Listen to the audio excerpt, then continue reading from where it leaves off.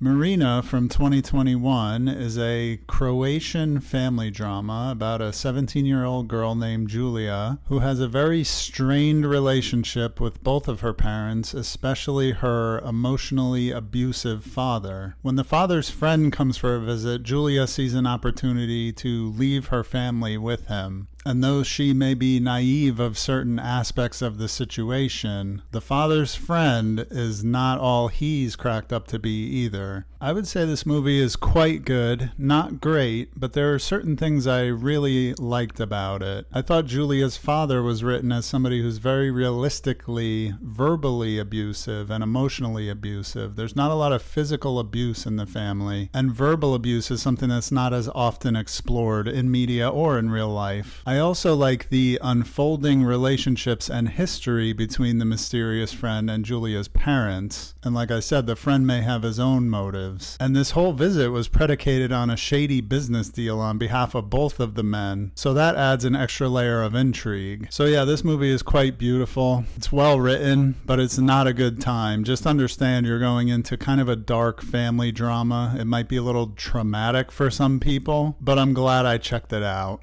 Blue from 2002 is a sapphic love story out of Japan. I watched this one for Mikako Ichikawa. I've talked about her before, and I often refer to her as my favorite actress, although I've only seen maybe 5 or 6 of her movies, but I fell in love with her when I first saw her in Shin Godzilla. In this movie, she plays Kirishima, a schoolgirl who falls in love with a mysterious classmate named Ando. There's some friction and drama because of Endo's past, and also Kirishima alienating herself from her friend group. But this movie is not really about the drama, and there's no action. This is a quiet and meditative and slow movie. And if you're in for that, this movie is quite beautiful and worth the slow pace. There's not much else to talk about with this one. I hate to say that it's just kind of a vibe, but I will throw out that I liked that one of the conflicts between the two girls is their maturity level and wisdom level, where Endo has kind of been through some stuff and Kirishima is a little more innocent and doe-eyed. And it really made me more invested in their relationship. This movie is on YouTube at the time of this recording, so it's easy to check it out if you'd like to. Save the Green Planet from 2003 is a Korean eco-thriller, and you may know it as the movie that Begonia is a remake of or is based on. I wasn't super interested in Begonia until a bunch of coworkers recommended it to me, so I went ahead and checked it out. I decided not to cover it on this show because it's a very new movie and there's a million YouTube videos about it, but as a fan of Korean cinema, it really made me want to check out the original. And I'm glad I did because, to put it simply, both renditions of this story are 4 out of 5s for me. They're both really solid and good movies, and I love when you have two films